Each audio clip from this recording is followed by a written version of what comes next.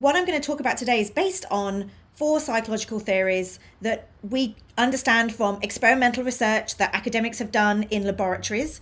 And there is still some academic debate about all of this, but I would argue that we now have enough information out there to actually help us understand what we should and shouldn't be doing. So the first psychological effect is called the familiarity backfire effect, which is by repeating falsehoods in order to correct them, debunks can make falsehoods more familiar and thus more likely to be accepted as true. Now, this does not mean that you must never talk about the rumor. And there is recent research that says it's okay if you juxtapose it with the truth right next to it. The problem is when you've only got the size of a tweet or you've only got the size of the headline, you actually don't have a lot of space for that nuance. Be really wary about repeating the falsehoods because remember, not everybody is on social media all day long, so they might not have seen it. And that actually, if you're a CNN or a BBC or you've got a big following, by debunking it, you could actually make it more available to people who otherwise hadn't heard it. And one thing I want to stress right now is that human beings are lovely, but we've got terrible brains. And our brains right now are overwhelmed with information. And also many of us are very frightened. And in that context, our brains are even less likely to work effectively and we are less likely to be critical. So we just need to be even more careful about where we put rumors and how we discuss them. So taking this as one of the most important effects I want you to think about, best practice is avoid repeating a falsehood unnecessarily while correcting it. Where possible, warn readers before repeating falsehoods. And rather than say, here's the myth, here's the myth, here's the myth, can you just frame it in a way that tells people what they need to know? And that isn't always easy, but that's really what we should be doing right now. Because here's an example of very easy to do. It's a fact sheet. We see these all the time, like 5 myths about coronavirus. But when you list all the myths separately, our brains are really bad at making sense of facts versus myths in a situation like this. Here's Medical News Today doing exactly the same thing. And if I'm scrolling down a page and the highlighted text is the text that's wrong, that's just really difficult for our brains to make sense of. So number 3, children cannot catch COVID-19. Well, the text shows us that that's more nuanced. But actually, if that's all I see and my eyes are drawn to it, it can be a real challenge. Let's think about Twitter, Facebook, and Instagram for a second. When people are scrolling and it comes to them, they might not even know that it's an issue that they need to be worried about yet, but all of a sudden they see it and they're more likely to be concerned, and you haven't necessarily got the space to do the full debunking. And it's not quite the same, but here's an example of a tweet which says coronavirus, oil collapse erased 5 trillion from US stocks. I'm immediately terrified, and there isn't really space there to give me more information. So just a reminder that what we put out in places where people are scrolling and stumbling, we need to be even more aware of. But when it comes to places like Google, Bing, or YouTube, which are obviously search engines, often people are going to specifically search for quality information about a rumor that they have heard. And in those contexts, it's actually not terrible to repeat the rumor in the headline because people are actively searching, and we want there to be quality information available to them when they do these searches. Because if they search and there's nothing there but conspiracies and misinformation, then we're in trouble. But I think it's really important to make that distinction. So here's an example on YouTube about, the rumor, does coronavirus travel on a package?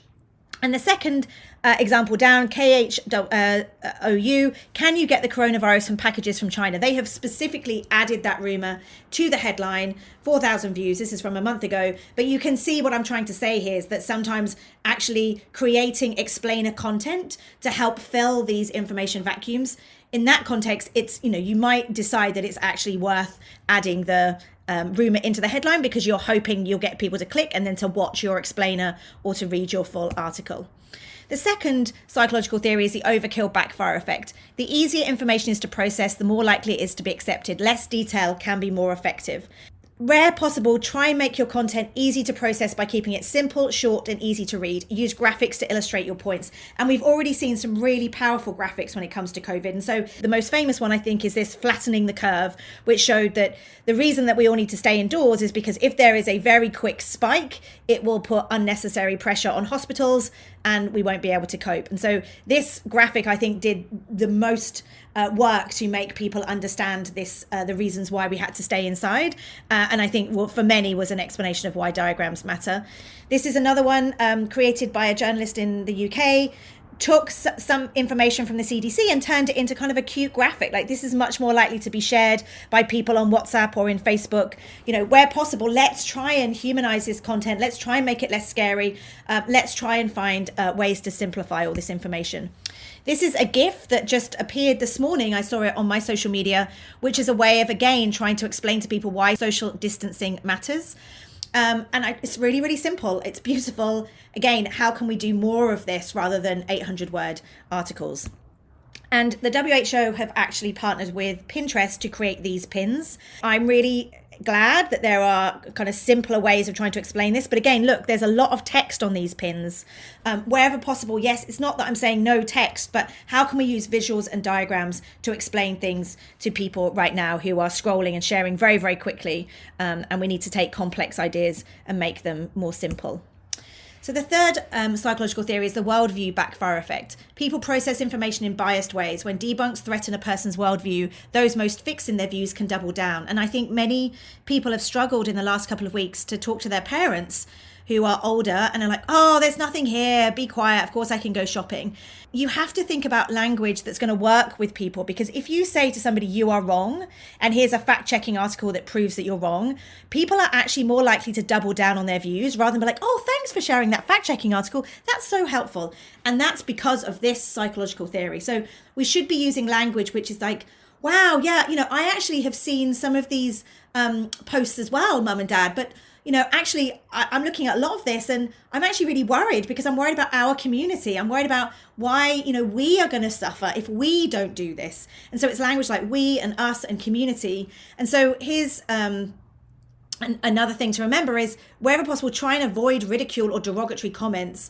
Don't say, oh, you're crazy for thinking this, like, you're insane, can't you see what's happening? Like, we have to find ways to talk to one another that isn't about you're right, I'm wrong. And the way that we do that is by using language that's about connection and it's about community.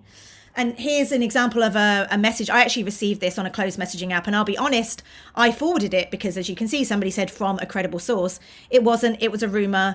But in this example, we can say, I can say to people now, look, all of us have got these messages. I made a mistake. I shared this too. But, if we do this and we all get panicked and we all share false information, we're actually going to be in trouble when we do get into a situation when there is a lockdown, or if there is a case where we can only go to the grocery store at 6 p.m. I mean, whatever happens, we have to say to people, all of us are part of this. It's not journalists are right, people at home are wrong. All of us right now are, social distancing, we're isolated, and that kind of language is much more effective.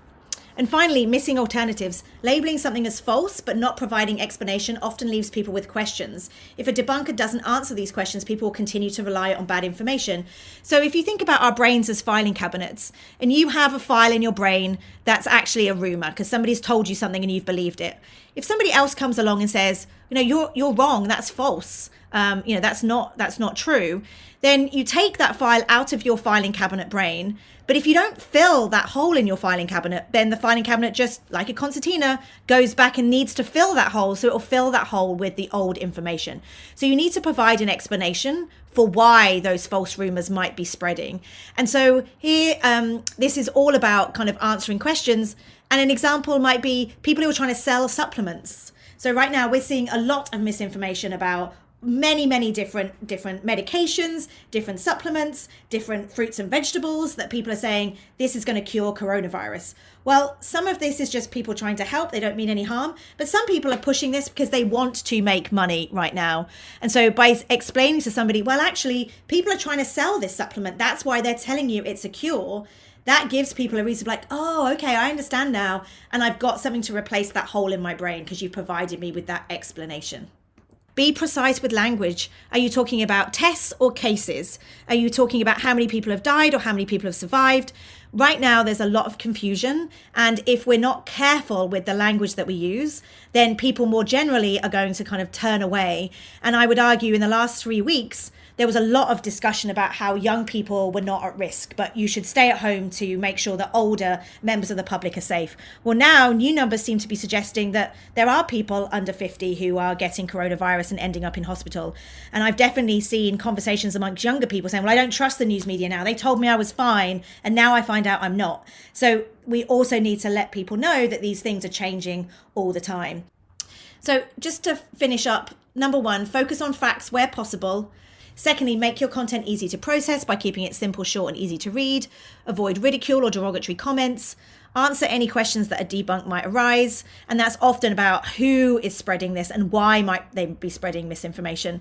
But I'm just going to say this, it's not easy to write headlines that fill all of these best practices, but we're sharing them with you so that you can hopefully, where possible, make changes so that you can really focus on the facts.